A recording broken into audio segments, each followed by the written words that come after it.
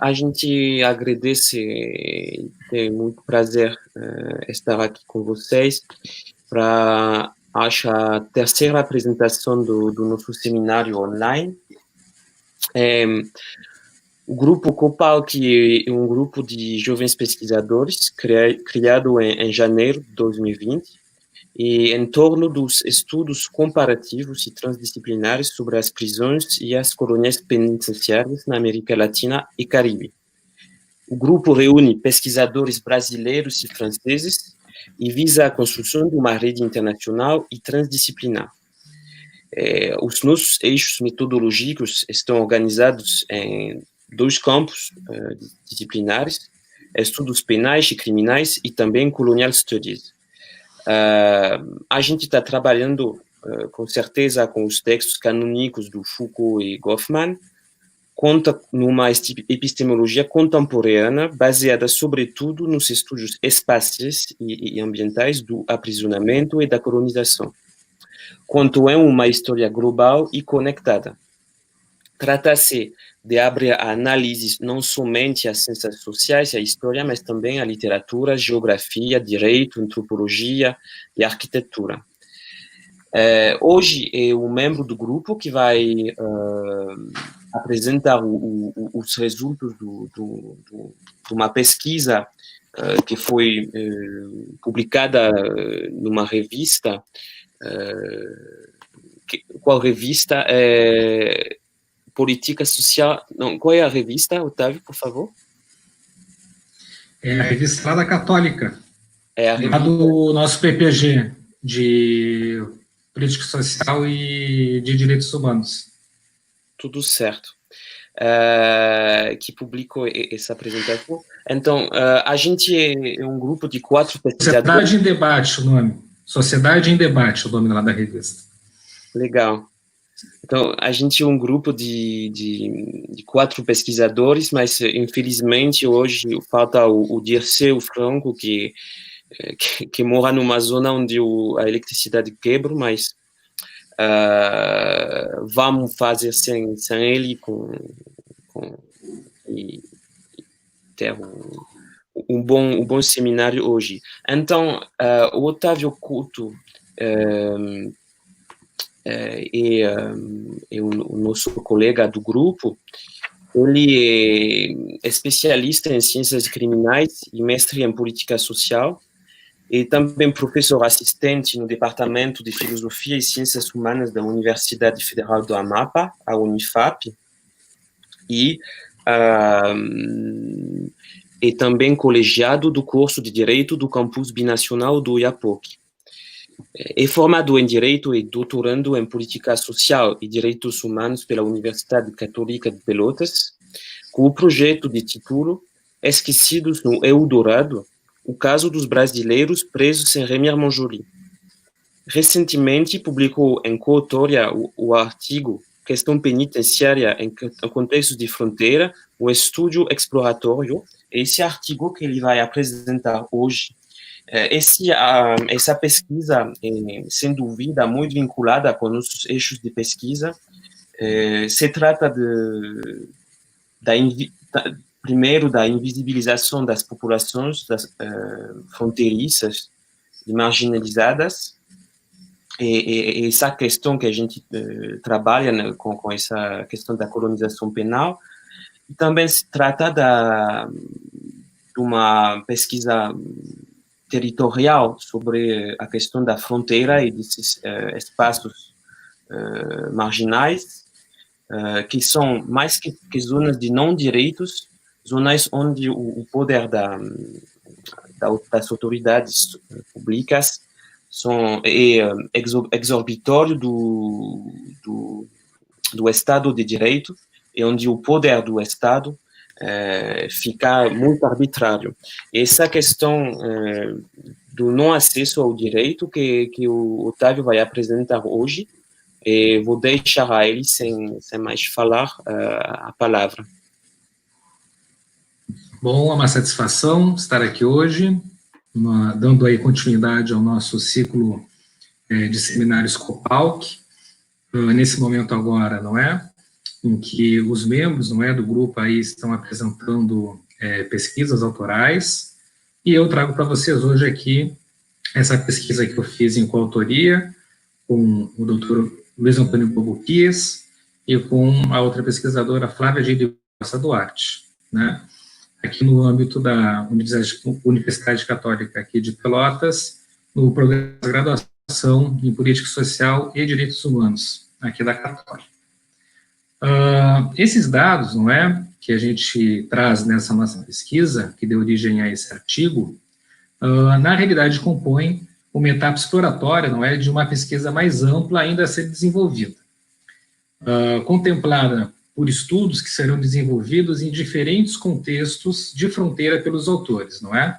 Sendo um deles na fronteira de Santana do Livramento com Rivera, no Uruguai, que aí no caso quem irá desenvolver essa pesquisa é a Flávia Geriboni. Um outro eixo, não é, de também pesquisa referente aos presos argentinos e uruguaios que cumprem na fronteira com o Rio Grande do Sul. Quem está à frente é o doutor Luiz Antônio Bobuquias, e eu, no caso, referente aos brasileiros, não é, que cumprem pena na Guiana Francesa e Rémy Monjoly. Nessa etapa da nossa pesquisa, a gente assim, optou por dar mais ênfase aos estrangeiros que cumprem pena no Brasil, né? E teve como principais objetivos, primeiro, apresentar aspectos referentes ao funcionamento das questões que envolvem a relação fronteiras e encarceramento aqui no Brasil, e o segundo objetivo, que é o mapeamento e análise dos instrumentos normativos e das assim, políticas que com esta questão se vinculam, sobretudo no caso dos estrangeiros presos em solo.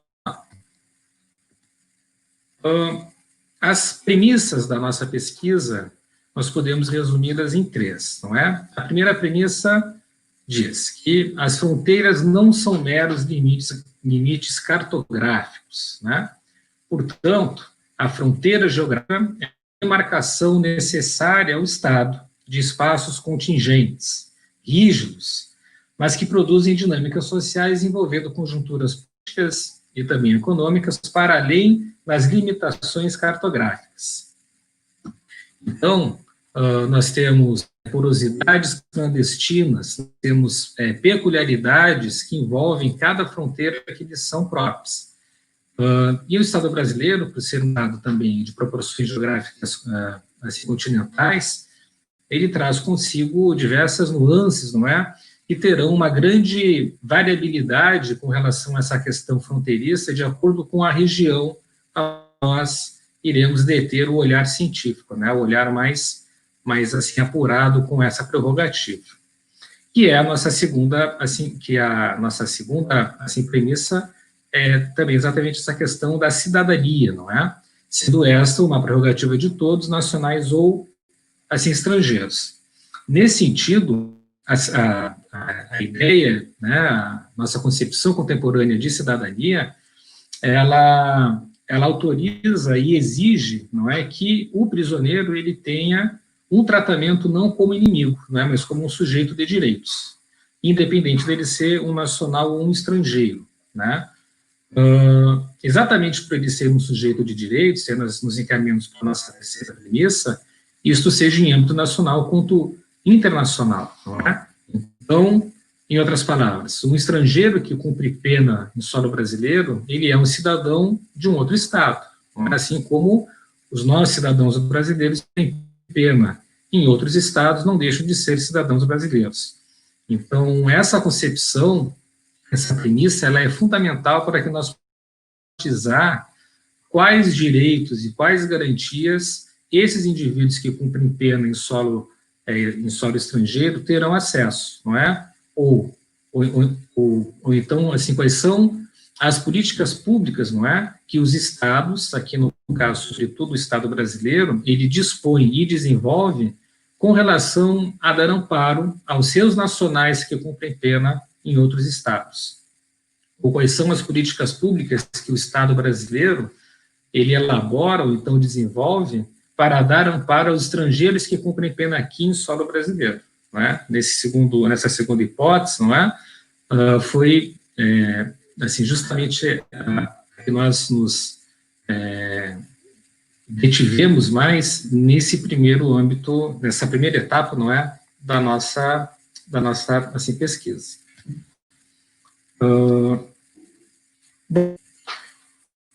Aí, totalizando quase 17 mil quilômetros de extensão, as fronteiras brasileiras possuem 11 unidades da Federação e 10 estados do subcontinente da América do Sul. Na faixa de fronteira, 150 quilômetros de largura a partir da linha de fronteira, estão 588 municípios, que abrangem 27% do território nacional. O conjunto está dividido em 3 grandes arcos, como vocês podem acompanhar aí no slide,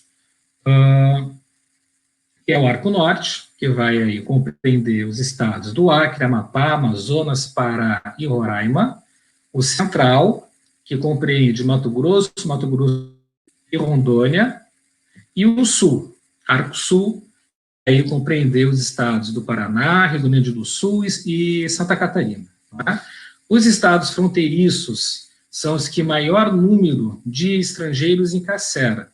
Também os estados nacionais fronteiriços com o Brasil são aqueles em relação aos quais significativos contingentes de seus cidadãos estão encarcerados em solo brasileiro. Então, a gente percebe aí, tanto com os dados, não é, que eu trouxe agora para os senhores, quanto pela imagem, não é, que nós temos aí no Brasil uma dimensão geográfica bastante marcante com relação a essa questão das fronteiras, não é? 27% do nosso território nacional. Então, são realidades, não é, que assim, necessitam que se tenha uma maior compreensão desses aspectos, e aqui no caso também no aspecto assim, criminológico. Esse primeiro quadro, que eu trago aqui para os senhores, diz ali, comparativo de dados referentes a estrangeiros presos aqui no Brasil de junho de 2016 a junho de 2017. Dados que foram coletados lá no Departamento Penitenciário Nacional, e nós temos ali que em junho de 2016 nós tínhamos, não é, 2.606 estrangeiros que cumpriam pena aqui em solo brasileiro, e em junho de 2017, 261, sendo que mais de 50%, não é, os que cumprem pena aqui, eles são aí, no caso, oriundos do assim, continente aqui americano, não é, o que é algo de se esperar, não é? Aqui no nosso segundo quadro, nós temos os brasileiros presos em países do subcontinente da América do Sul e percentual em relação ao total, né? Dados referentes aqui em 2015, que foram dados lá no Ministério das Relações Exteriores. Então, nós temos ali os países, não é? Paraguai, Guiana Francesa, Argentina, Bolívia, assim continente, não é? De presos brasileiros que cumprem pena nos territórios. Não é? Eu chamo aqui assim, a atenção que na Guiana Francesa, aí nós temos 91 brasileiros, tínhamos, não é? Em 2015, 91 brasileiros que cumpriam pena lá, o que é bastante interessante em relação a outros países como Paraguai, assim, Argentina e também Uruguai, que são assim, países onde há uma permeabilidade, uma permeabilidade assim, maior, não é? Até por conta de acordos assim, bilaterais entre os estados, não é? E um fluxo maior de assim, pessoas, não é? Na assim, Guiana Francesa, em relação a ela, nós temos um fluxo intenso de brasileiros que vão para a Guiana Francesa, mas isso assim ocorre quase que predominantemente de forma ilegal, ou pelo menos em grande parte, não é? De forma ilegal, aí potencializado pela existência dos chamados garimpos, não é? Que existem na Guiana Francesa como existem também aqui em solo brasileiro. Mas essa assim, porosidade, essa permeabilidade com relação à fronteira franco-brasileira, ela tem esse traço assim, contínuo, não é? E é bastante marcante no que se refere à exploração do comércio aurífero, né? O que é um traço ali daquela região. Aqui no nosso primeiro gráfico, não é? Eu trago o número e percentual de estrangeiros presos nos estados fronteiriços, não fronteiriços e São Paulo. Isso referente a junho de 2017. Então, nós temos ali que São Paulo concentra 66%, né, dos presos que cumprem pena aqui no estado brasileiro, somando 1.421 assim, apenados. Estados fronteiriços, não é? Somam 25%, e os demais estados não fronteiriços, somente 9%.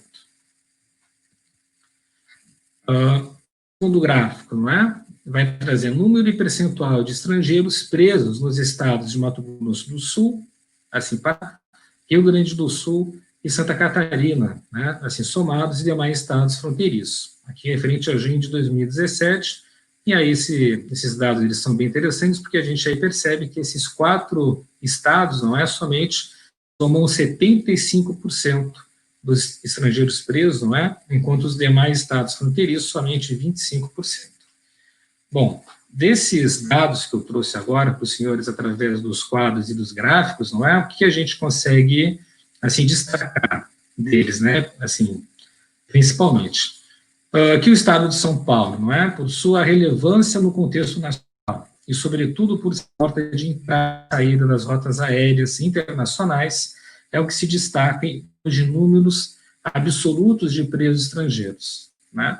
Enquanto o estado de São Paulo detém 66% dos presos estrangeiros, os estados fronteiriços agrupados somam 25%.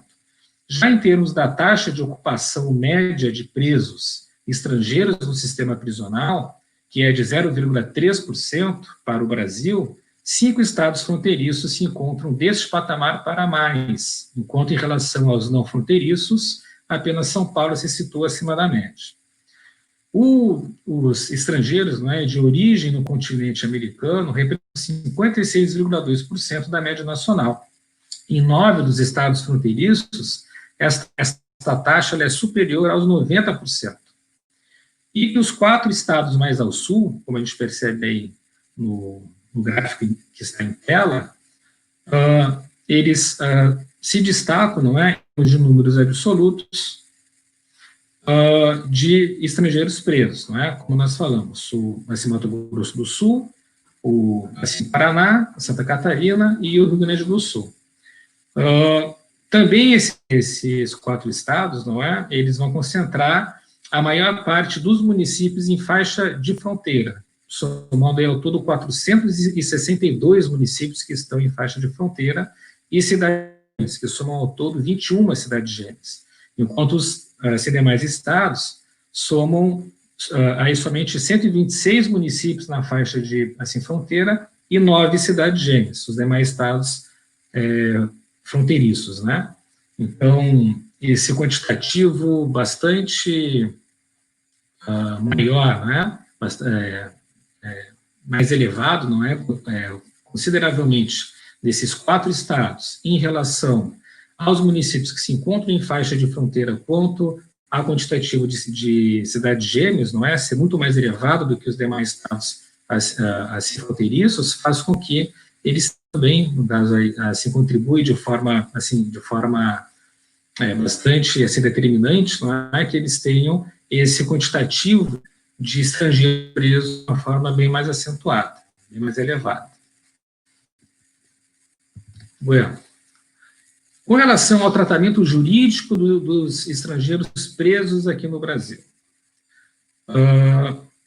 Aqui no Estado brasileiro, com relação às nossas normativas nacionais, não é? Leis que foram criadas e foram promulgadas aqui em solo nacional, se destacam aí a nossa Constituição Federal de 88, a Lei de Execução Penal de 84 e as regras mínimas, não é? Do CNPCP de 2004.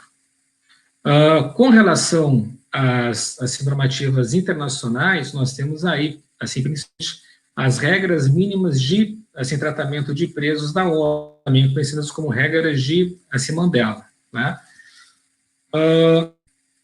O tratamento jurídico nacional ao preso estrangeiro, ele está vinculado internacionalmente a essas chamadas regras de Mandela, né, que foram atualizadas em 2015 e passaram a ter esse nome. Antes elas eram aí conhecidas simplesmente como regras mínimas para tratamento de prisioneiros, né? E ela, no caso, aí se aglutina a outras regras internacionais, como, assim, por exemplo, as chamadas regras da ONU para tratamento de mulheres presas e medidas não privativas de liberdade para mulheres infratoras, né, também conhecidas como regras de Bangkok, né? Trata-se, não é, dos mais visibilizados direitos do preso estrangeiro no tratamento jurídico aqui no Estado brasileiro, pois no contexto nacional pouco ou nada se fala em presos assim estrangeiros no âmbito assim normativo. Então, se a gente pegar para fazer uma análise, não é, desses conjuntos normativos que eu elenquei ali em relação ao Estado brasileiro, na nossa Constituição, na lei de execução penal ou nas regras mínimas lá do CNPCP, nós não iremos encontrar nenhum dispositivo, nenhum rol, não é, de dispositivos jurídicos que irão trazer um tratamento mais especializado, não é, com relação aos estrangeiros que cumprem pena aqui. Muito pelo contrário, mas se fala somente de forma mais abrangente, de forma mais panorâmica acerca desses indivíduos. Nós não temos, não é, uma diretriz assim, normativa que seja especializada nesse aspecto, não é? De dar, digamos assim, um suporte mais pormenorizado, não é, de natureza jurídica, aos estrangeiros que cumprem pena aqui.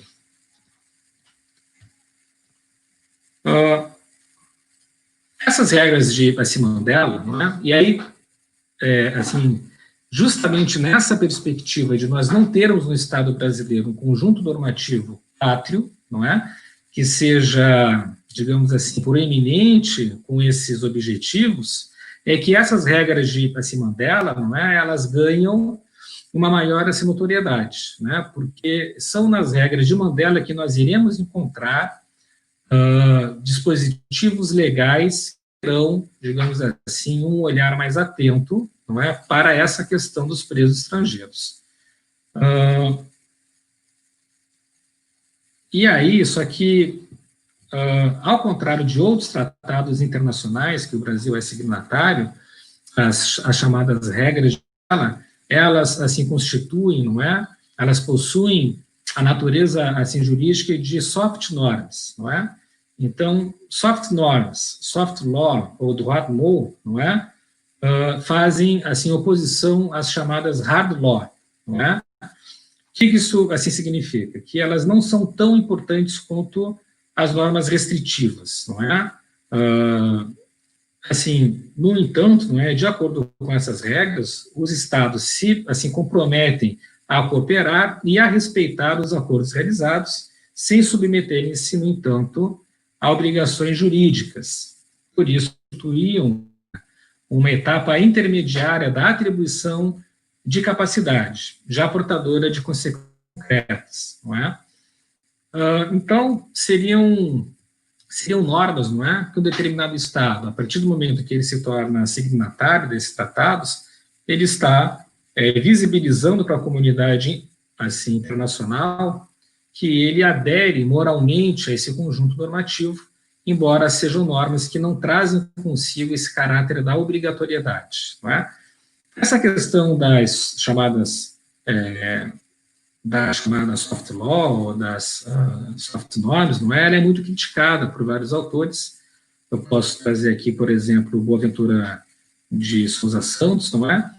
Que faz uma crítica com relação a essas normas, aí trazendo essa perspectiva de que, ficando a critério dos estados uma implementação obrigatória ou não de determinado conjunto normativo internacional, isso faz com que aquelas normas que trazem consigo a obrigatoriedade são aquelas normas que são mais interessantes, não é, com determinado poder político, geralmente aquele poder político, não é, que está ali atrelado a interesses hegemônicos, não é? Por outro lado, outras normas, não é, que vão trazer uma natureza mais, assim, distante, não é, dos interesses de assim, determinados grupos, porque são normas que estabelecem, não é, benesses para aquelas pessoas que são vulnerabilizadas, pela sociedade, essa já não tem essa característica de norma cogente, né? Já não tem essa assim, característica de uma norma que vá trazer essa obrigatoriedade.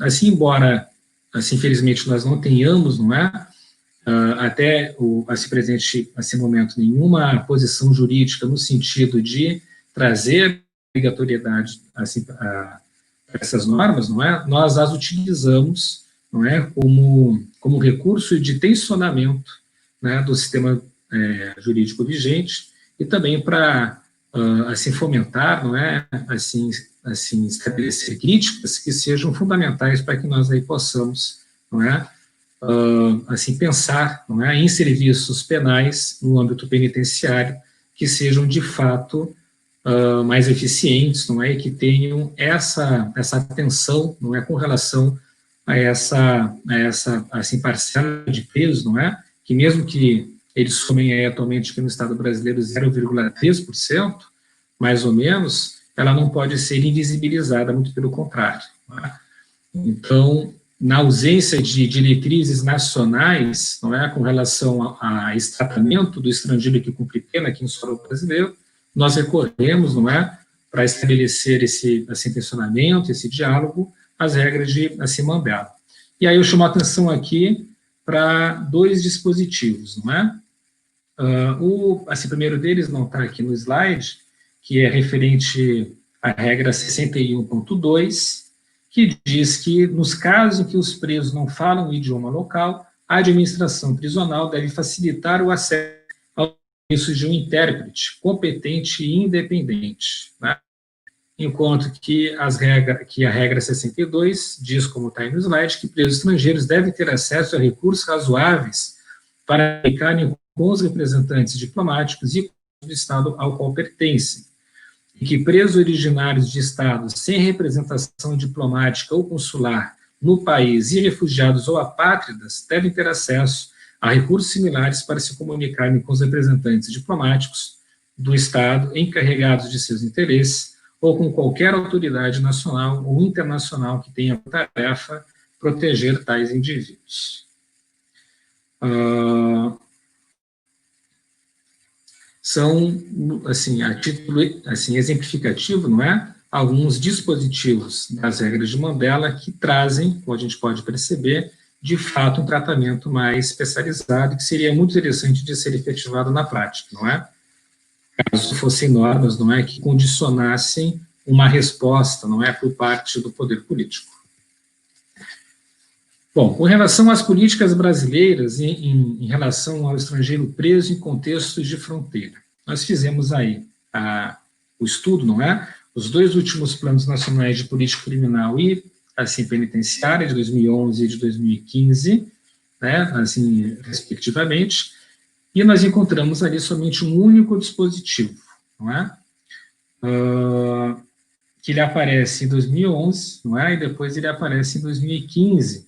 Ambos, não é, assim, referindo-se genericamente em relação à criação de um sistema de acompanhamento de estrangeiros presos no Brasil e implementação, não é, de assim, políticas para atendimento assim, adequadas e unidades específicas para estrangeiros, quando necessário, garantindo o cumprimento das leis, dos tratados e acordos internacionais de que o Brasil ele é signatário. Então, nos planos, não é, do CNPCP, nós não temos também, da mesma forma, um aprofundamento nessas questões do tratamento jurídico do estrangeiro que cumpre pena aqui em solo brasileiro. Né? Pelo contrário, nós temos aí somente um único dispositivo, que aparece genericamente nos dois últimos planos, que traz exatamente isso que nós acabamos de ler, que está aí no slide, não é? Ou seja, somente digamos assim, uma atenção, não é? Uma diretriz de cunho amplo, não é? De cunho não tão objetivo, não é? Não tão detalhado, pelo contrário. Assim, por outro lado, nós iremos encontrar, sim, tratamentos jurídicos mais detalhados, atinentes aos estrangeiros presos, aí somente as questões de extradição e de transferência de presos entre países, não é? Uma análise da efetividade desses acordos é uma questão que será ainda aprofundada em pesquisas futuras, não é? Assim, as quais se vincula esse nosso projeto.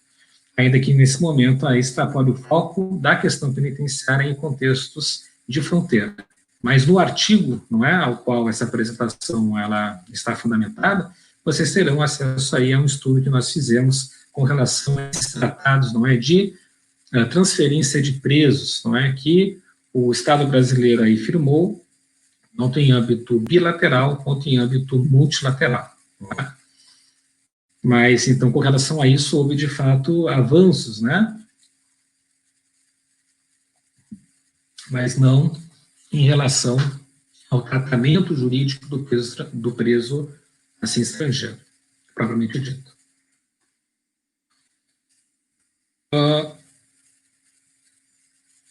No sistema de governança da questão penitenciária aqui no Estado brasileiro, as gestões e configurações prisionais da unidade da federação cabem aos governos estaduais. O governo federal, entretanto, pode organizar e implementar sistemas de acompanhamento e monitoramento em nível nacional, como também induzir e, assim, fomentar políticas públicas. Um mapeamento de tais iniciativas requer, portanto, busca de informações em ambos os níveis dos entes federativos. Em relação a essa fomentação, a esse monitoramento por parte do Departamento Penitenciário Nacional, sobretudo, nós tivemos contato, no caso assim, nós assim provocamos, não é? Resposta nesse sentido através lá do DEPEN, mas infelizmente nós não tivemos nenhuma resposta. E aí, no intuito de nós aí fazermos, não é, esse esquadrinhamento de quais políticas, não é, específicas para estrangeiros presos poderiam estar sendo assim desenvolvidas no âmbito dos estados que fazem fronteira, não é? Nós enviamos e-mails, não é? Nós entramos aí em contato com os estados, arrolados aqui no terceiro quadro, em relação à existência ou não de políticas específicas desenvolvidas por esses estados nesse sentido, não é? E aí a gente percebe, através assim, do nosso quadro, que infelizmente também foram contatos, não é, que não trouxeram muitos resultados. O Acre, não deu nenhuma resposta, o Amapá e o Amazonas também não enviou nenhum dados assim nesse sentido. No Mato Grosso, diz que não há política específica para presos estrangeiros. No entanto, diz que eles são atendidos conforme a legislação vigente no país e seguem os procedimentos internos estabelecidos pela administração penitenciária. Mato Grosso do Sul, Pará, Paraná, Rio Grande do Sul e Rondônia não enviaram dados. E Roraima disse que não desenvolve, no presente momento, projeto destinado exclusivamente aos detentos estrangeiros. Todavia, os detentos da Venezuela se beneficiaram da aplicação de vacinas, não é? E de administração de medicamentos indisponíveis em seu país de origem. Não é? E assim, Santa Catarina, assim, do mesmo modo, não nos enviou nenhum dados nesse sentido. Bom, então a gente percebe, não é, que esse é um dos dados dessa etapa de nossa pesquisa nos permitem elaborar, em relação à questão penitenciária em contextos de fronteira, possui características que não causam surpresa, não é? Já que coerentes com as permeabilidades e fluxos fronteiriços, mas que são necessárias, não é, que sejam visibilizadas por estudos dessa ordem. Caso contrário, permaneceriam negligenciadas ou permanecerão negligenciadas no âmbito das políticas públicas sociais que se relacionam com os serviços penais. Não obstante, tornam visível uma dimensão da questão penitenciária que pouca atenção tem recebido por parte das gestões públicas, como por parte dos estudos científicos, também assim da mesma forma. O encarceramento de estrangeiros como um tema pertinente e peculiar às regiões de fronteira, suas especificidades como parte da questão social e como foco de políticas e serviços penais compatíveis com as promessas modernas de sistemas punitivos humano-dignificantes e sustentados em garantias do Estado de Direito. Minimizar essa importância da questão dos presos estrangeiros, porque tal grupo raramente supera a taxa de 0,5% da população encarcerada, nas configurações prisionais dos Estados brasileiros, se trata de um equívoco civilizatório e humanitário. A dignidade humana ela não se exclui por tais critérios. O ritmo de encarceramento no Brasil faz deste número um índice insignificante de indivíduos. Por fim, acaso este artigo não é, etapa exploratória de uma pesquisa mais ampla, tenha realmente se consolidado como um inventário de ausências, omissões e negligências, serve, no entanto, para reforçar a pergunta central da nossa agenda de pesquisa, em termos de execução penal, de encarceramento e segregações prisionais. Afinal, são os conteúdos da dignidade da cidadania que as fronteiras nacionais não devem obstruir. E a gente fica por aqui. Muito obrigado pela atenção de todos, e agora a gente parte para um bate-bola, para um diálogo aí, com quem estiver nos acompanhando e entre os membros do nosso grupo. Bem, muito obrigado.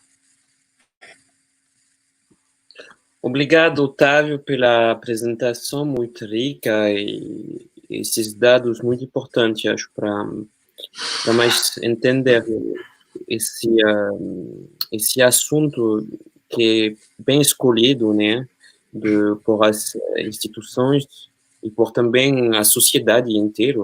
O preso é fora da sociedade e o preso estrangeiro é de uma dupla maneira fora do corpo social. E muito obrigado pela visibilização desses 2.000 presos, mas que são humanos e que precisam ser considerados assim. Vamos, então, começar um tempo do intercâmbio, remarcas, questões, fica vontade, livres de fazer comentários no YouTube, no chat. Vamos introduzir essas remarcas na vídeo. Também compartilhar as remarcas do Dirceu, depois da leitura do artigo do Otávio. E acho que vamos começar com a Angela, se ela quer, com essas suas remarcas. Bom, acompanhando aqui os comentários, ainda não tivemos questões, mas eu coloco uma questão que eu fiquei curiosa no quadro 3, com relação à resposta que o Estado de Roraima deu. O que apresenta no quadro? É uma transcrição integral deles ou foi o grupo que decidiu colocar daquela forma? Pergunto isso porque eles colocam como um benefício da vacina aos presos. Uma vacina que ela é dada a entender a todos. E por que em relação aos venezuelanos, isso é um benefício?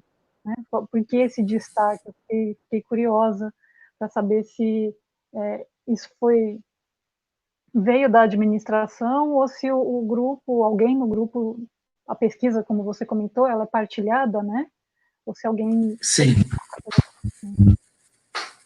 Não, aqui a gente colocou exatamente da forma como eles assim passaram para a gente no e-mail, né, que a gente enviou a todos a gente pegou os estados, não é, que tem assim fronteira, e a gente mandou o e-mail para todos os entes assim administrativos, não é, questão prisional, assim, responsáveis por essas políticas, né, por essas diretrizes. E essa resposta que a gente colocou aí no quadro 3, que não desenvolve no presente momento projeto destinado exclusivamente aos detentos estrangeiros, todavia, os detentos oriundos da Venezuela se beneficiaram da aplicação de vacinas, extração de medicamentos indisponíveis em países de origem, exatamente o que assim relataram para a gente, né?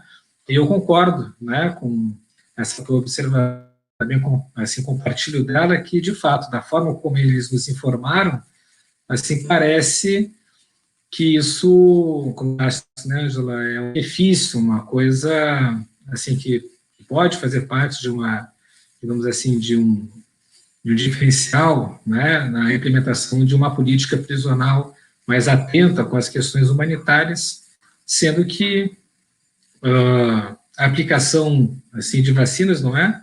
Trata-se simplesmente de um direito, não é? Que qualquer indivíduo tem, seja ele preso ou não, não é? Então, na verdade, o Estado disponibilizando essas vacinas, ele não está fazendo mais do que a obrigação dele, não é? De preservar a vida, assim, das pessoas que se encontram aqui, mesmo que sejam estrangeiros. Na nossa Constituição, no 5º, não é? Nós temos que os direitos e as garantias fundamentais, elas, a todos, né, têm direito, inclusive aos estrangeiros, embora faça ressalva dos residentes no país, né?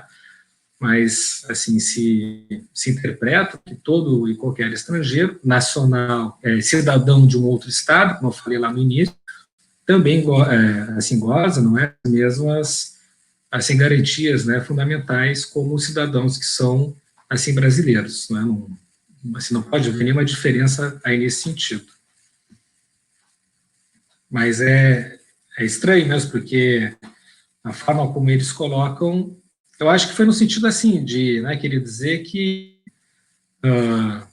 o Estado brasileiro, não é, aí no caso disponibilizou vacinas que lá no estado de origem daqueles estrangeiros não haviam sido disponibilizadas, né?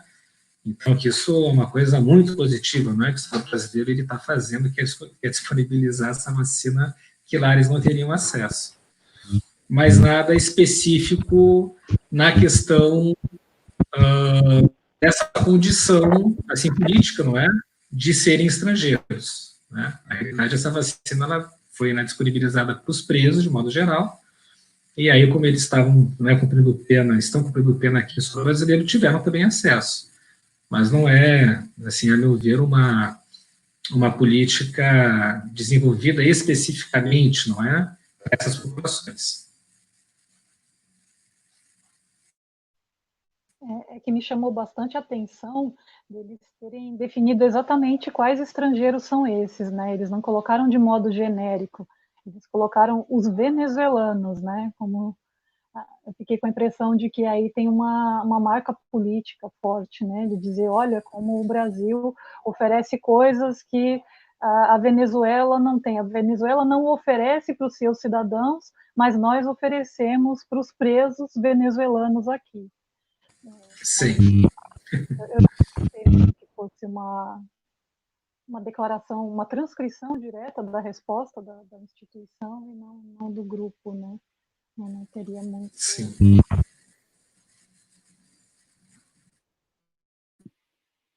Então, eu tenho também várias questões para você, Otávio. Questões bem específicas de dados. Qual é o taxa de criminalidade nos estados fronteiriços mais alto que no litoral? Qual é o rácio? E também qual o tipo de crime, de delitos feitos pelos presos estrangeiros? Essa correlação, essas taxas de criminalidade, a gente não avançou ainda assim nesse aspecto, né? Se a taxa de criminalidade nas cidades, né, ou então nos estados que fazem fronteira com outros países, não é? Ela é mais acentuada ou não do que nos estados que têm litoral, né, por exemplo. Com relação a essa natureza, não é, dos crimes, chamados crimes transfronteiriços, não é, que é aquela criminalidade que ela é estabelecida principalmente nas regiões que fazem fronteira, também variar de acordo com qual fronteira que nós estamos diante, não é, que nós estamos ali, no caso, avaliando. Nós não fizemos esse estudo ainda também. Esse nosso estudo, como eu falei, é um estudo assim, exploratório, não é? Assim, primeira etapa de um estudo mais amplo. E aí, mas assim, o que eu posso, nesse sentido, assim, adiantar, mesmo que eu não esteja aí amparado por nenhuma pesquisa até o presente momento, mas no que se refere à nossa fronteira específica, a fronteira que eu vou estudar, que eu estou estudando, não é? Que é a fronteira franco-brasileira, é que essa criminalidade transfronteiriça, ela está relacionada de forma bastante íntima, não é? Principalmente com o comércio ilegal de ouro, não é? Relacionado principalmente aos garimpos, não é? Que se encontram na Guiana Francesa, e a grande parte, não é? Dos garimpeiros, eles são oriundos ou do Estado brasileiro ou então do Suriname, e eles, assim, adentram, né, cotidianamente a Guiana Francesa com o objetivo de assim, explorar essa questão do ouro, né? E aí, na cidade de Oiapoque, né, que é onde eu assim, leciono, lá na Universidade Federal, nós temos, né, de uma forma bastante visível, toda uma cultura, não é, que foi construída ao longo dos anos e que permanece ainda até os dias de hoje, que ela é muito baseada nessa questão do garimpo, tá? Então, é uma localidade que, historicamente, ela se desenvolveu, não é, em torno dessas práticas, não é? Que são práticas ilegais, porque, é claro que, aliado ao garimpo, não é, nós temos outras ilegalidades que se somam a isso também, não é? Comércio ilegal do ouro, não é? Toda uma rede, né, de serviços que, mesmo que não estejam diretamente relacionados com o garimpo, assim, especificamente, mas que atendem, não é, a esses garimpeiros quando eles retornam para os centros urbanos, não é? Lá no Iapoque, por exemplo, há uma rede de assim, prostituição que ela é bastante assim, notória, não é? E que recepciona esses indivíduos, não é? Que voltam dessas regiões que exploram assim, o garimpo, não é? Para poder assim, gastar, né? Aquele dinheiro, eles trazem o ouro, não é? O ouro, ele é assim processado, ele é vendido lá no Iapoque, não é? Lá eles se recebem, não é? Os assim, valores, não é? Que são ali assim correspondentes ao ouro que for extraído, e no próprio município muitos gastam, não é? Esses valores, não é?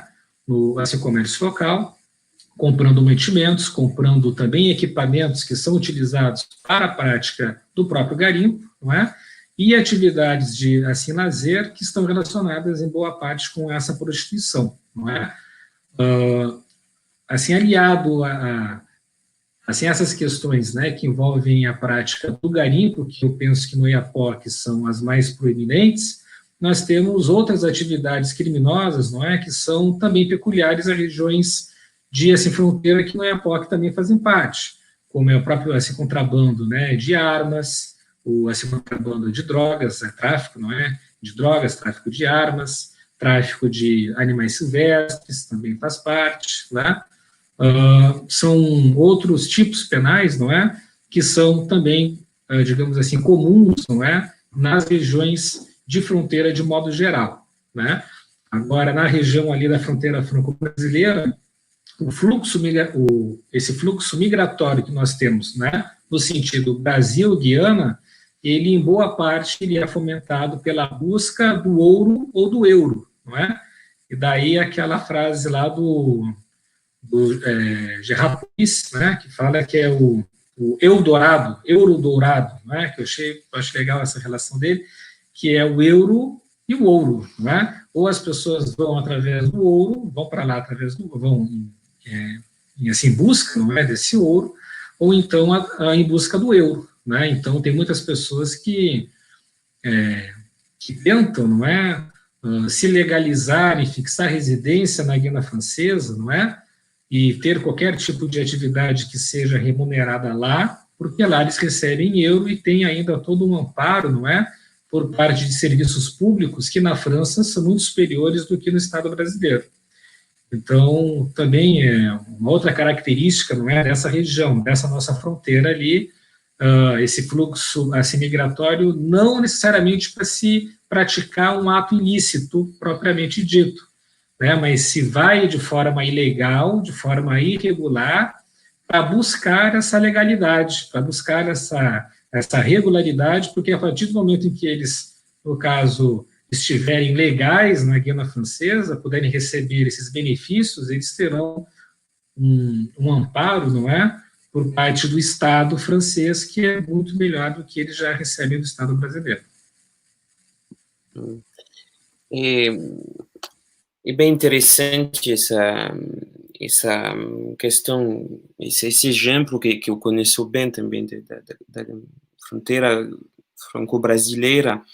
Eu acho que essa situação dos presos estrangeiros aqui, que são, para falar bem bem precisamente, são brasileiros detenidos em Guiana Francesa por causa do garimpo, quase todos são nesse caso. E bem ilustrativo de uma fronteira que, no mesmo tempo, uma zona de intensa autoridade, com a presença das autoridades públicas de coercição, a aduana, a polícia da fronteira, o exército, todas essas instituições que faz da fronteira um lugar de presença estatal muito intensa. E também, do outro lado, zonas grises, zonas de ilegalidade grandes, que são a ilustração que a presença pública só é coercitiva. Falta muito de infraestrutura social, cultural, falta de tudo nesse campo. Também nos dois lados da fronteira, em verdade, a zona fronteiriça, no lado guianense, também é muito pobre em serviços públicos e tudo, comparativo ao nível da Guiana. E essa confrontação cria a criminalidade, cria o encarceramento, porque só existe essa dialética entre ser na legalidade e na ilegalidade. Mas para mudar de mundo, se faz em frente da sanção, da punição, e desse modo que faz dessas fronteiras sociedades bem segregativas e violentas, né? Então, esses dados são muito interessantes. Eu vi que são quase preso sobre 6 em Guiana que são brasileiros, né? Para comparar, são 7 ou 8% de brasileiros na população guianense. Então, esse dado é muito interessante. Eu tenho, então, duas questões mais gerais sobre essa questão do estrangeiro no Brasil. Esses presos, primeira questão, esses presos têm vínculos com os seus países de origem, têm vínculos oficiais com os consulados, não sei, com instituições, ou associações, não sei, e também em qual estado é a questão do estrangeiro no debate público no Brasil. A gente vê esses dados, 0,3% da população que é estrangeira, é muito pouco, mas é vinculado, pode ser, às regras muito restritivas, né, da nacionalidade, para ficar numa longa período no Brasil é bem difícil, inclusive para os europeus, é bem difícil para todos. E então, em qual espírito o debate público, como é tratada a questão do estrangeiro no Brasil? Bom, assim, primeiramente, aquela pontuação que tu fizeste lá com relação à presença do Estado na fronteira ser eminentemente coercitiva, né, eu acho muito importante da gente pontuar, porque lá no Oiapoque isso é bastante visível, que é a fronteira que eu posso falar com mais propriedade, por isso é a fronteira na qual eu atuo, né, nesse sentido. Mas isso é regra, não é, para as regiões de fronteira de modo geral, porque de forma histórica, não é? O Estado brasileiro, a exemplo de outros estados, não é? Ele assim, implementou, desenvolveu ao longo dos anos, não é? Uma política de povoamento das fronteiras, especialmente para que houvesse uma proteção dessas fronteiras, não é? Para que essas fronteiras elas pudessem, estando povoadas, não é? De certa forma, assegurar o próprio território nacional contra possíveis invasões, né, de estrangeiros e etc. Então, na fronteira franco-brasileira, isso foi bastante estudado, não é, por um historiador lá da Unirio, que é o Carlo Romani, na tese dele, né, que fala sobre a Sinclevelândia, não é? Que a priori, a Sinclevelândia, não é? Hoje, atualmente, é uma vila militar lá no Oiapoque, né, mas no primeiro momento lá, no início do século passado, não é? Ela foi uma vila agrícola, não é, que tinha esse mesmo objetivo, que era de trazer assim, populações, não é, para habitar aquela região de forma a assegurar essa soberania do Estado brasileiro sobre o seu próprio território. Infelizmente, não deu certo, não é, essa experiência de colônia agrícola, não é? E aí logo depois ela foi, aí nós tivemos, não é o caso da gente assim discutir agora, porque nós temos assim várias assim, informações com relação a isso, mas depois de um período em que ela funcionou como campo de prisioneiros assim políticos, não é?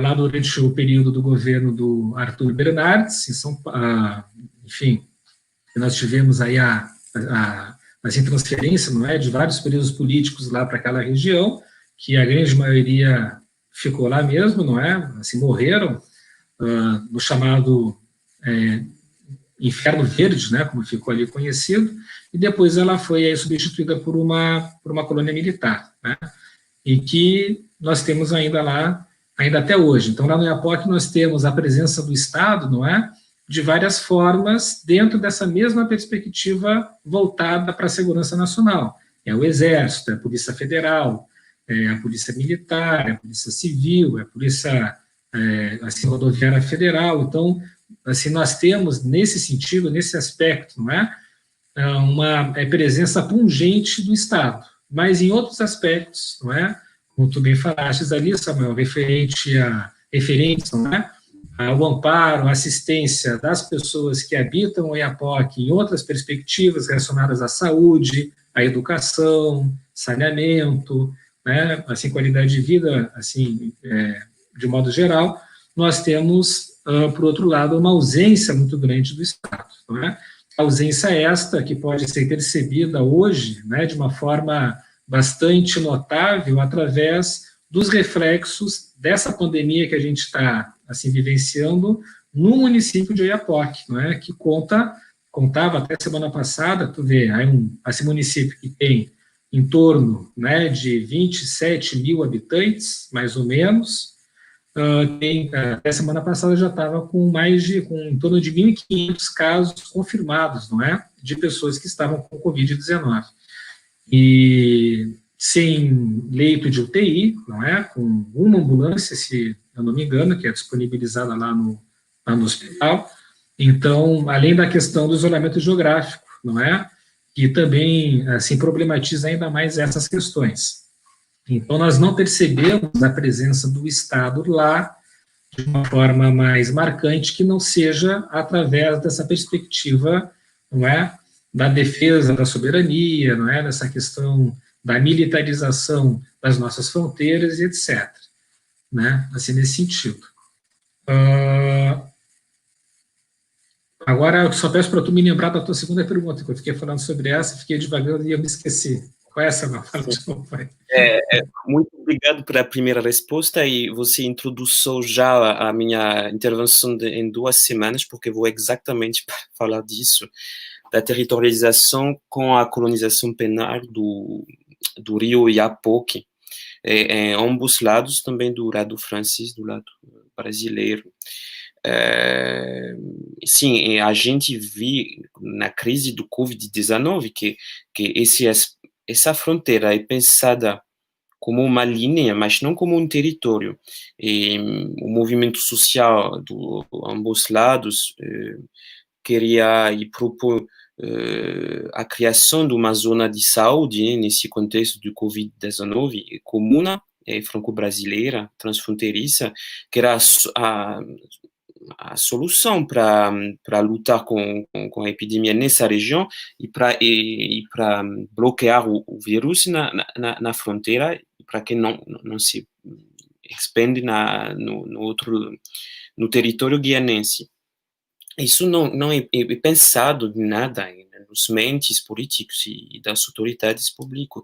É como falar de uma utopia, mas era o momento de atuar nesse sentido. E agora, em Guiana, a gente tem 4 mil pessoas que têm o Covid, por causa desse falta de infraestrutura de saúde na zona fronteiriça, exatamente.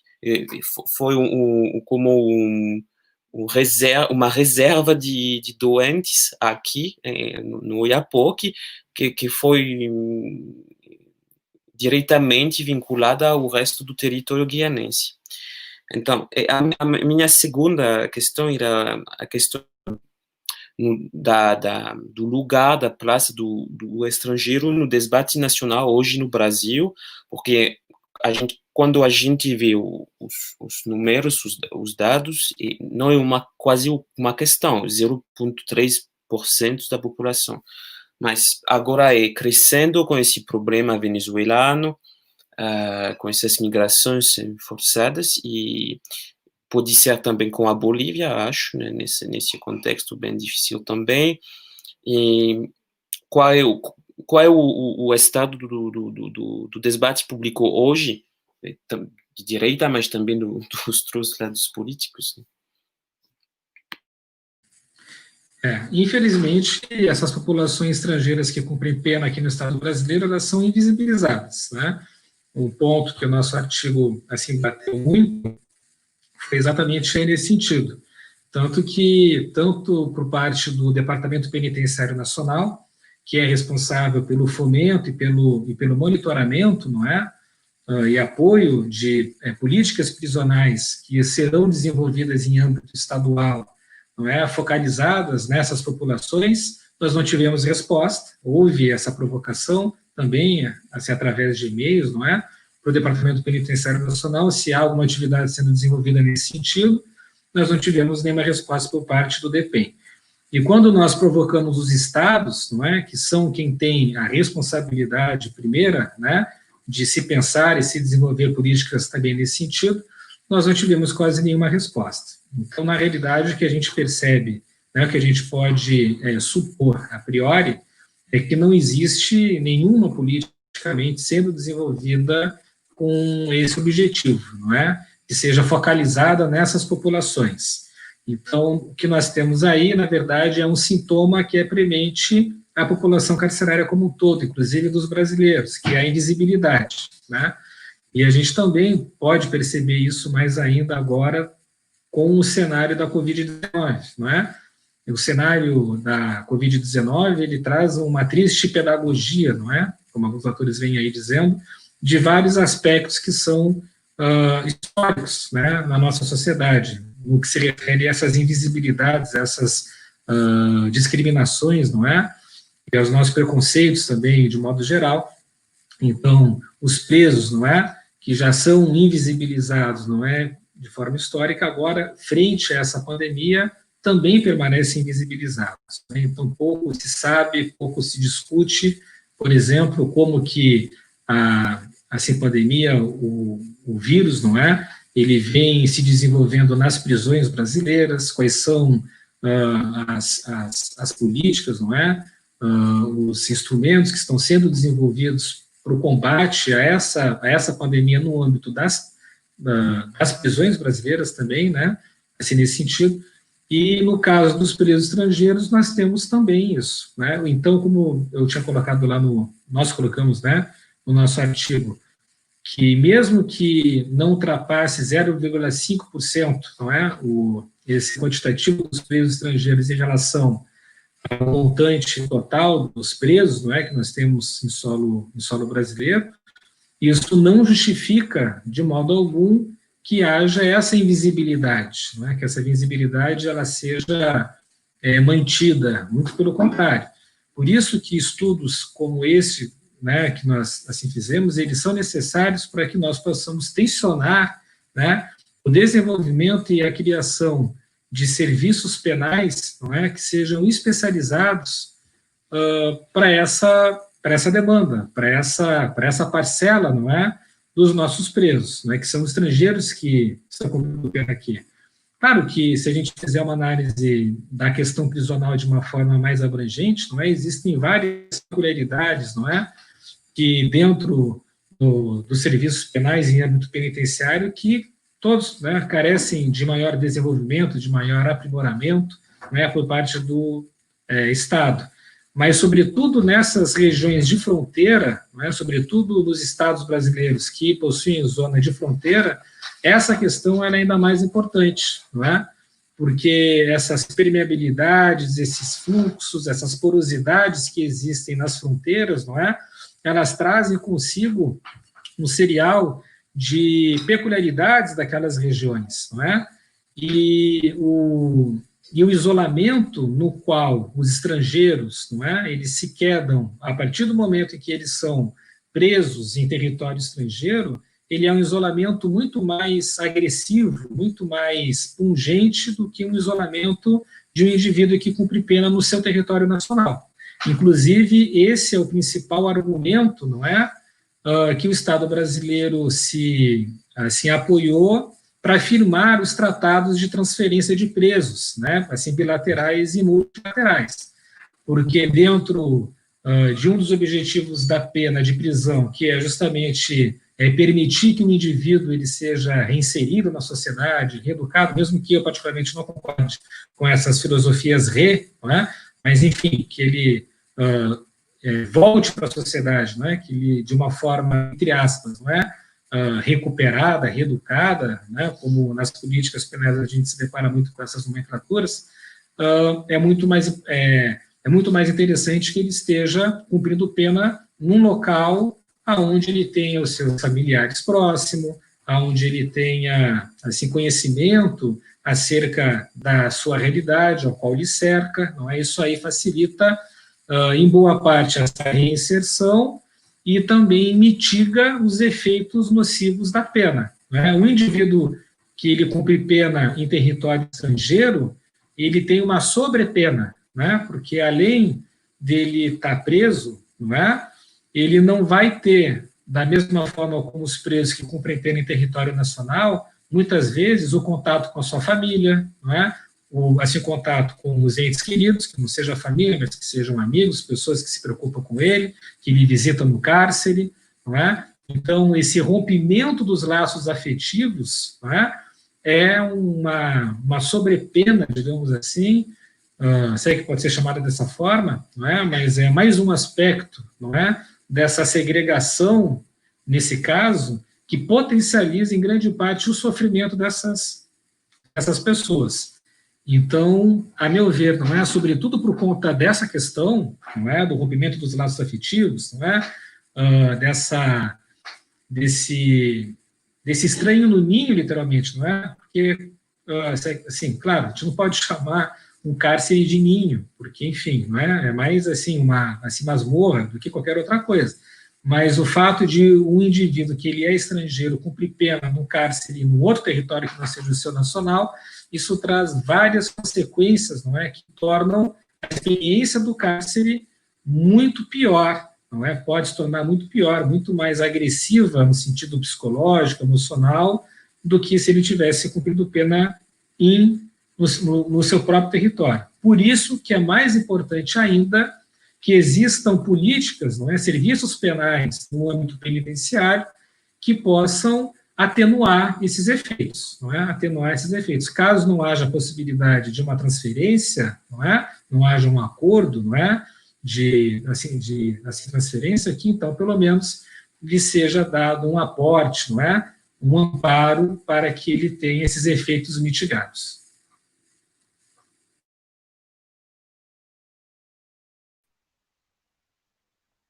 Otávio, eu vou te fazer uma pergunta que é mais a título de curiosidade minha. Não sei se você já falou sobre isso ao longo da sua apresentação, porque o meu sinal de internet está péssimo. Então, em diversos momentos, o áudio falhou e eu não consegui te ouvir. Então, se você já falou sobre isso, por favor, me dá um desconto. Mas você falou que essa população estrangeira aprisionada no Brasil corresponde a algo mais ou menos equivalente a 0,5% do total da população prisional brasileira. Você ou alguém do grupo que participou da pesquisa tem alguma ideia de qual é a fração feminina desse total, em números ou em porcentagem, alguma estimativa? Não. Olha só, muito interessante, Angela, essa tua dúvida, né, esse teu questionamento, porque é algo que nós temos interesse, sim, assim, de termos assim, esses dados, não é? Essa assim, quantificação.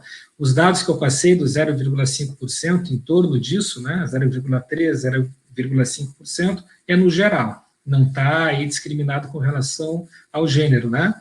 Mas depois a gente pode, assim, futuramente, não é, nos estudos que nós iremos aí se aprofundar e ir atrás desse quantitativo específico, eu acho que é muito importante.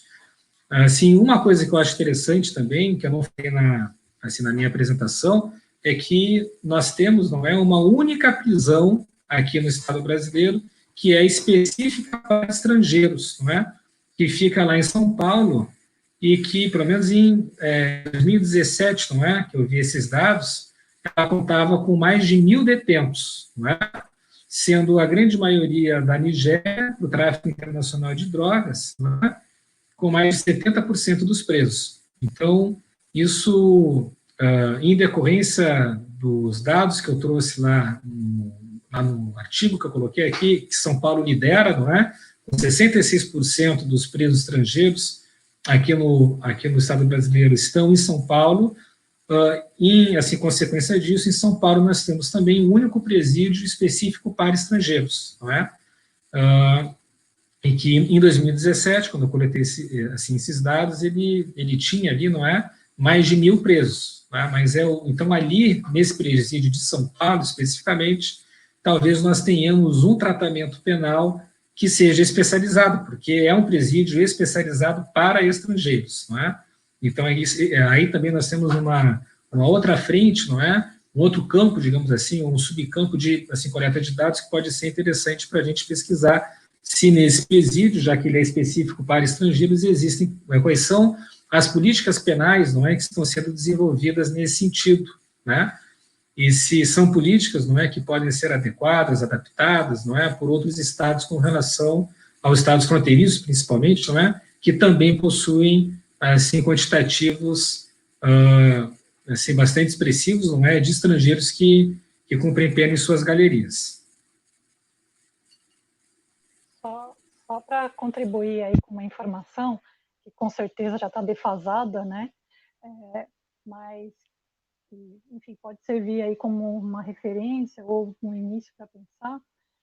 Na cidade de São Paulo, tem uma penitenciária feminina, cuja maioria das presas são, das mulheres aprisionadas, são estrangeiras, né? A penitenciária feminina da capital, que foi inclusive onde eu pesquisei, mas não é a totalidade. Em 2014, quando eu realizei a pesquisa, a população carcerária era algo em torno de 930, 940 mulheres, das quais mais de 700 eram estrangeiras, exatamente pelo motivo que você falou, detidas por tráfico de drogas, muitas no aeroporto de Guarulhos, nem chegaram a conhecer o território, a circular no país, foram presas no aeroporto de Guarulhos, de lá direto para a penitenciária, e elas com penas muito altas, porque carregavam um quantitativo de drogas muito grande, né? 7 anos, 8 anos, regime fechado, e aquilo que vocês estavam comentando sobre esse distanciamento da própria terra, né? O isolamento, muitas não falavam português, e aí, só comentando um episódio que eu presenciei, de que as agentes penitenciárias tinham pego uma carta escrita por uma chinesa, e elas não sabiam muito bem o que fazer com aquele bilhete, com aquela carta, porque simplesmente não conhecem o mandarim, né? Então elas estavam ali sem saber se podiam aplicar o regimento interno, se não podia, se levava para advogado, se levava para juiz. Então eu presenciei essa discussão entre as agentes de o que fazer com aquele bilhete escrito em chinês. Então certamente esse número já está defasado, né, de 700, isso foi em 2014, o número atual eu desconheço, mas de fato, tem toda razão. É uma área que precisa de muito mais atenção, de muito mais pesquisa, e fica aí a possibilidade de pesquisa para os corajosos e para as corajosas, né? Lembrando que a maioria das pessoas que pesquisam a questão feminina, a maioria são de mulheres, né? É raro, bastante raro encontrar homens interessados nas questões que afetam e não é nem uma não é nenhuma crítica, nem uma reclamação, é um dado, né? É um dado. É raro encontrarmos entre os pesquisadores de quaisquer áreas quem pesquise as mulheres, mas enfim, fica aí a questão para a gente pensar.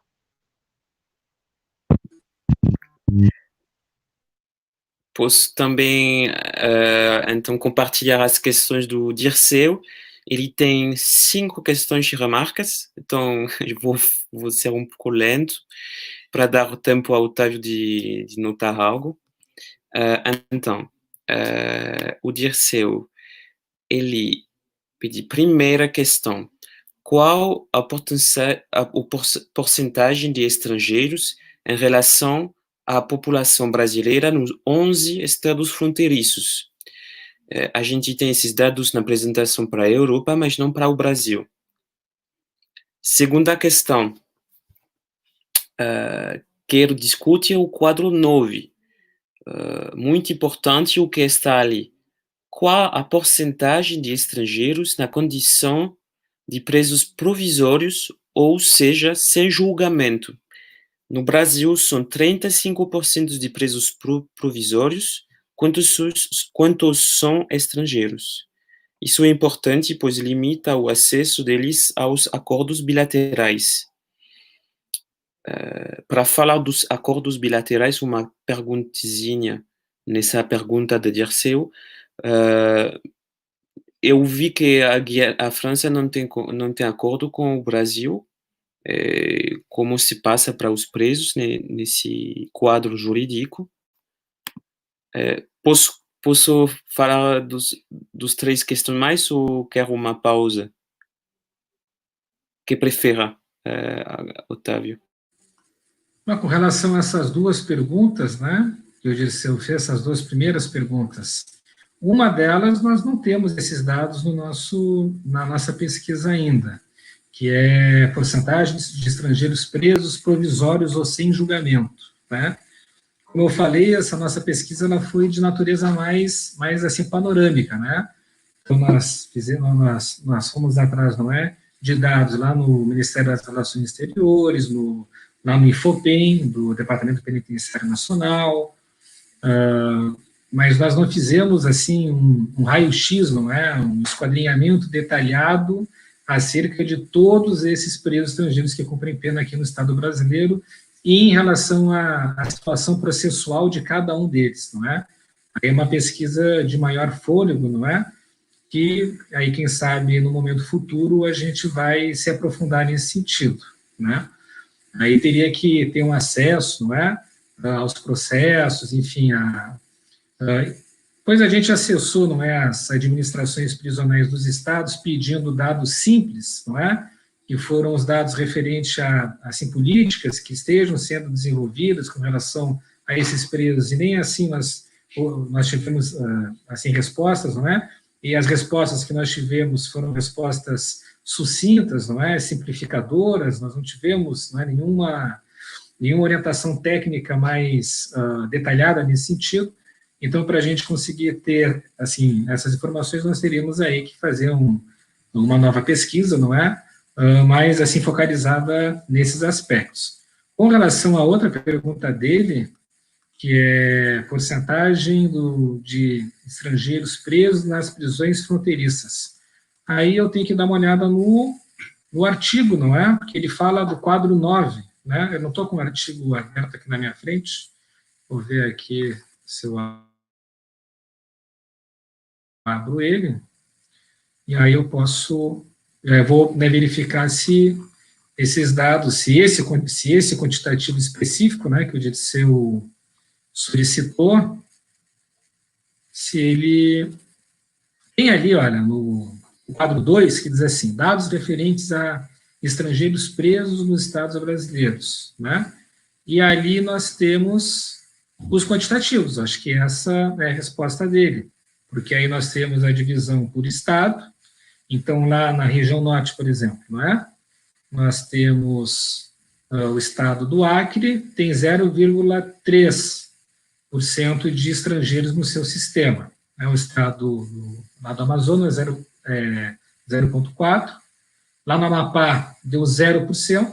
Isso é um dado que não me surpreende, porque tempos atrás eu estava em diálogo com um aluno, né, que é agente penitenciário, que ele tem acesso a esses dados, não é?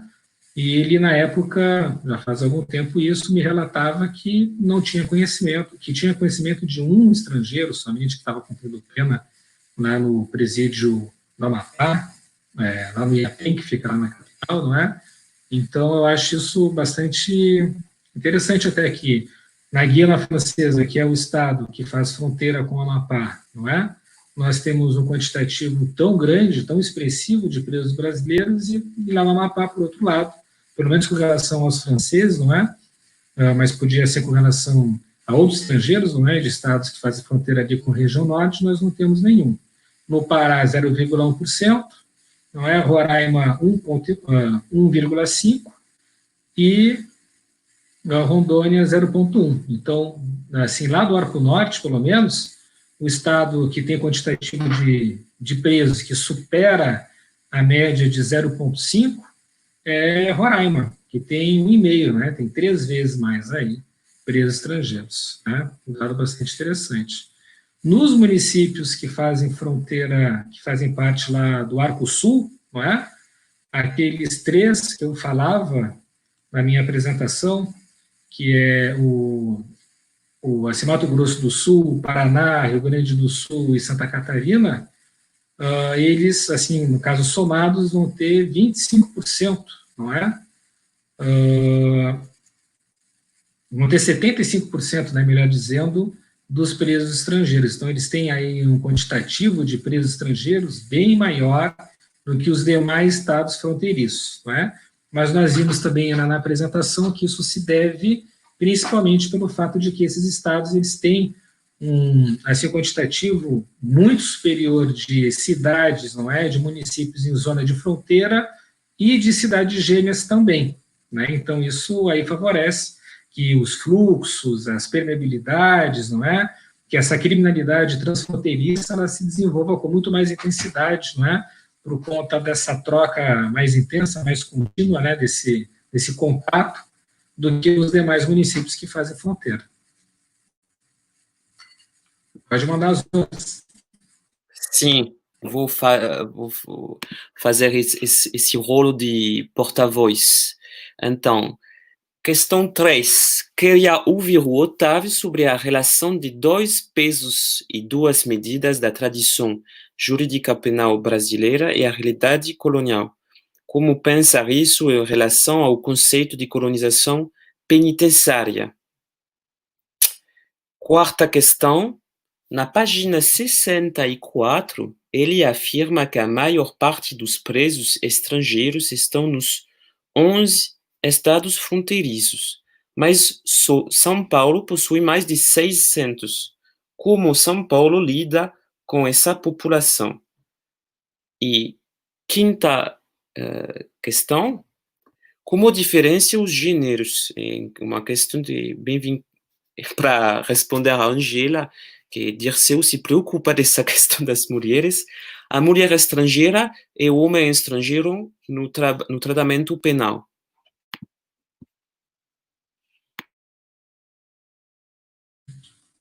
Bom, com relação à pergunta do Dirceu, eu queria que só tu explicasse para mim um pouco melhor, Samuel, aquela questão dos 2 pesos e 2 medidas referente à colonização penitenciária. Em que sentido que o Dirceu está questionando isso? Ele falou... ele quer saber mais sobre a relação de 2 pesos e 2 medidas da tradição jurídico-penal brasileira e também da realidade colonial. Essa questão é como pensar isso em relação ao conceito de colonização penitenciária. Ele quer que você faz o vínculo entre essa questão bem contemporânea e nossa pesquisa, que também tem uma coroação histórica, né? Essa pergunta do Dirceu é bastante complexa, né? Então eu vou ensaiar aqui uma resposta mais subjetiva também, assim, né, de minha parte. Mas eu entendo, eu acho que eu sei mais ou menos por onde que ele está, por onde que ele refletiu para fazer essa indagação, porque eu estava conversando com ele mais cedo sobre essas questões aqui referentes ao direito penal brasileiro, né? Então, o que se pode falar com relação a essa questão de 2 pesos, 2 medidas? Eu entendo que ele fez essa indagação no sentido de que, para algumas pessoas, em algumas situações, não é, no direito brasileiro, nós temos um determinado tratamento jurídico, enquanto que para outras pessoas pertencentes a outros grupos, nós temos um outro tratamento jurídico, né? E isso é algo bastante, né, perceptível, visível, histórico, né, na nossa tradição jurídica brasileira, que tradicionalmente ela protege a propriedade privada, tradicionalmente ela protege determinados grupos sociais, que são aqueles grupos, né, assim, dominantes nas relações sociais, os grupos burgueses, a nossa elite capitalista, não é? Em esse detrimento dos demais indivíduos, não é? Dos negros, dos pobres, não é? Dos analfabetos, todas aquelas populações vulnerabilizadas, não é? Do assim, trabalhador, assim, proletário como um todo. Então, isso a gente, assim, não só percebe no direito penal, como no direito civil também, por exemplo, não é à toa que na nossa Constituição Federal está lá como direito e uma garantia fundamental o direito à propriedade privada, não é? E o direito à propriedade privada de todos os direitos, né, fundamentais que são arrolados na nossa Constituição Federal é o direito que goza de mais mecanismos de tutela e de proteção e maior atenção do Estado com relação a isso. Então, um exemplo, não é, bastante notório disso é que nós temos aí um Estatuto das Cidades, não é, que nunca foi implementado. Então, isso aí é uma fala, assim, inclusive do Boulos, não é, que eu vi uma vez numa entrevista com ele, que ele estava dizendo que existem direitos no Brasil que pegam e direitos que não pegam, não é? Direitos, então, quais são os direitos que pegam? Os direitos que pegam, ou seja, que dão certo, são aqueles direitos que estão atrelados aos interesses dessas classes, não é? Desses grupos hegemônicos, né? Enquanto que aqueles direitos que não são de interesse desses grupos simplesmente não pegam, né? Então, por exemplo, a reforma agrária, nós nunca tivemos aqui no Estado brasileiro, não é? Porque é um direito que não é interessante para essas elites que ele seja implementado. O Estatuto das Cidades, que mitiga o direito de, assim, propriedade, também é um direito que não pega, que não pegou até agora, não é? Justamente porque vai de encontro a esses interesses, não é? Desses indivíduos. No âmbito penal, assim criminológico, né? Isso é histórico não só dentro de uma perspectiva assim brasileira, não é, como também de modo internacional, né? Se a gente lembrar lá do Lombroso, não é, no nascimento dessa criminologia na virada do século XIX para o século XX, que ele vai falar ali sobre a chamada frenologia, né? Então, ou seja, que pelas características físicas de um indivíduo, não é, de formação do crânio e etc., se podia dizer se o indivíduo ele era criminoso ou não. Claro que essas pessoas que fisicamente eram identificadas como criminosas eram aquelas pessoas que também não faziam parte desses grupos, né, de pessoas brancas, de pessoas, não é, com traços assim europeus. Assim, própria construção dos direitos humanos, não é, no chamado século das luzes, ela foi ambientada, assim, embasada em premissas, não é, que eram discriminatórias por natureza também. Não é? Então, isso também é outra questão que deve ser desmitificada, que vem sendo assim, desmitificada contemporaneamente. Então, a ideia, não é, falando assim, de uma forma breve sobre isso, de um homem, um sujeito de direitos, não é, quem é assim, um indivíduo que goza dos direitos, não é, que nascem a partir do surgimento dessa ideia dos direitos, dos assim, direitos humanos, né, direitos naturais, são também homens, não é? Heterossexuais, brancos, conservadores, não é? Então, essa ideia, não é, até do sujeito, quem é o sujeito de direitos, não é? Mesmo no nascedouro dos direitos humanos, ela também é preconceituosa, não é? Ela também assim, discriminatória em essência. E isso se reflete, assim como eu falei, se isso existe, isso é histórico, não é, não só no caso do Brasil, como no caso de outros países também. E aqui no Estado brasileiro, né, lá no nosso artigo, a gente tem uma citação, que eu acho que é da Pedroso, que ela fala isso, que nós temos aqui no Brasil, essa tradição jurídica de criarmos ou de promulgarmos leis que são muito bem feitas, que são leis assim modernas, muito elogiadas, para não serem cumpridas ou para serem simplesmente burladas, não é? Então, no âmbito da execução penal, pelo menos, né, antes eu estava ali falando sobre a questão do direito civil, mas no âmbito do direito penal, ou da execução penal, melhor dizendo, nós temos a nossa lei de execução penal, ela é uma lei muito elogiada, uma lei considerada moderna, não é? Mas é uma lei que ela nunca foi cumprida, não é? Ela é assim burlada, né, assim constantemente.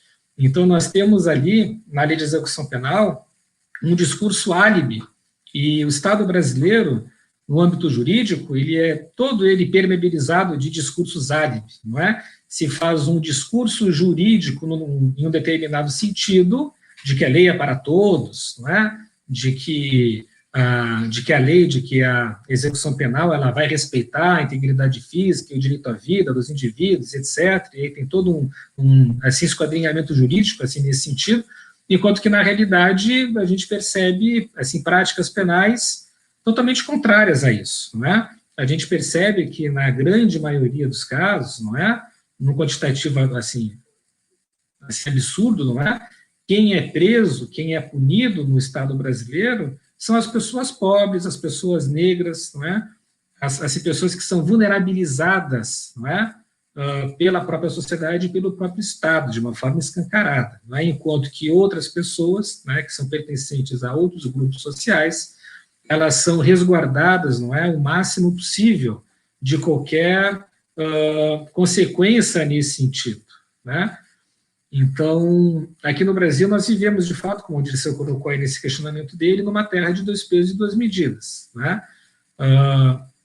Ao mesmo tempo que nós temos aí, por exemplo, um indivíduo, né, que ele rouba, não é, uma bicicleta, ou ele rouba um iPhone, não é, e fica anos preso por causa disso. Por outro lado, nós temos indivíduos que desviam milhões e milhões de reais, não é, e que não são presos, nem cumprem pena, nem são indiciados, né, assim, muitas vezes, né, por conta disso. Então, essa proteção, não é, das elites, não é, isso é algo, digamos assim,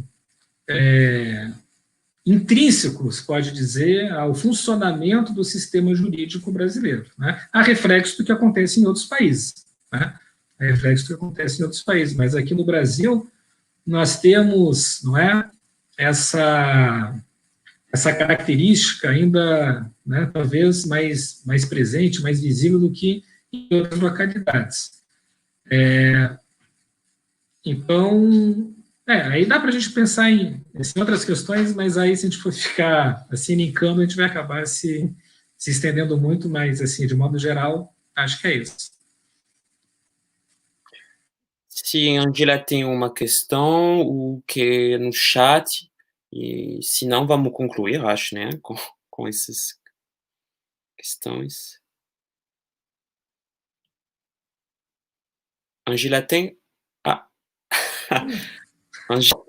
Acho que ela caiu. Angela não quer mais participar. Então, vou concluir. Era acho uma resposta bem conclusiva que o Otávio fez e que faz que vincula essa questão contemporânea dos estrangeiros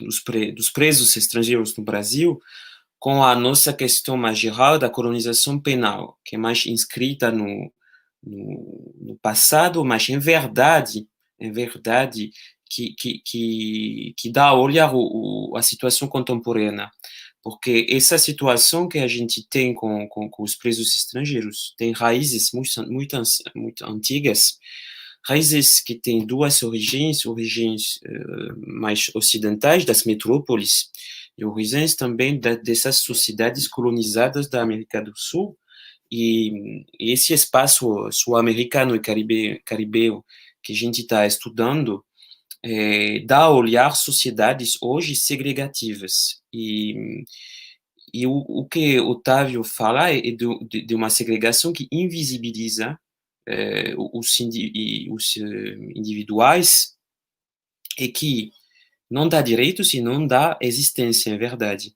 Esse é o projeto da colonização penal, é organizar migrações forçadas com a pena de prisão às margens dos impérios e dos estados, de escolher a eles num bosque, num rio, a milhares de quilômetros dos centros políticos, e de colocar os pobres, os estrangeiros, no caso colonial. A colonização penal francesa foi muito utilizada para como falar, para fazer coercição, para organizar a coercição no Império. Foi uma período quando em Guiana só foram presos da Algéria e da África francesa. E terceira categoria, presos políticos.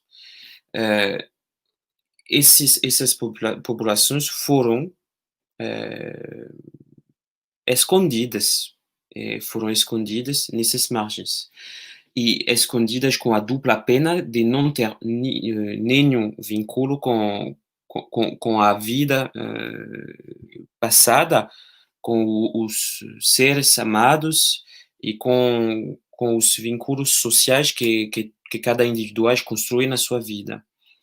E é essa história que hoje em dia se reproduz com a população prisional. A população prisional é uma população, em grande maioria, uma população que tem uma origem social muito baixa, muito péssima. E essa penalização da miséria continua de um jeito muito caricatural no Brasil, mas existe também no caso francês, que conheço, que estudo, a maioria dos presos, a grande maioria dos presos têm origem nas classes mais baixas da sociedade. Então, esse é para concluir, essas prisões, essas colônias penais são um símbolo de sociedades que trata da questão da miséria com a punição e que não organizam assistência, que não organizam progresso social e defesa social na sociedade. É o símbolo e o pior símbolo de sociedades violentas, onde o Estado organiza essa violência, dando como última solução essa prisão, que é um lugar que a gente, como pesquisadores, como juristas, como praticianos da prisão, luta contra de um jeito reformista ou abolicionista. E o estudo de Otávio também participa dessa dinâmica, onde o COPAC participa também, com outros grupos de pesquisa no nível continental e também internacional. Então, muito obrigado, Otávio, pelas palavras. a gente vai concluir para hoje. Vamos ter uma outra ciência do seminário, que será o 17 de julho, em 2 semanas exatamente, 16 de julho, na mesma hora, tratando dessa territorialização do território do Oiapoque, então nessa fronteira franco-brasileira, com essa ferramenta da colonização penal. E sou eu que vou falar, e a gente tive muito prazer ainda ouvir a análise do Otávio e intercambiar nesse assunto, e vamos ficar em contato para as últimas ciências do seminário, que vai acabar no 15 de agosto, mais ou menos, né? Nesse primeiro ciclo. Tá certo, muito obrigado. Eu que agradeço essa oportunidade de estar aqui, né, discutindo, debatendo essas temáticas aí que são tão caras a nós, ao nosso grupo, né?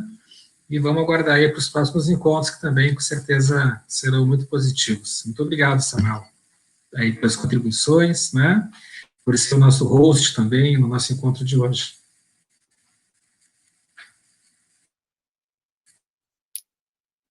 Então, tchau. Tchau, Angela, também. Tchau, tchau. Forte abraço. Bom final de semana a todos. Tchau a todos.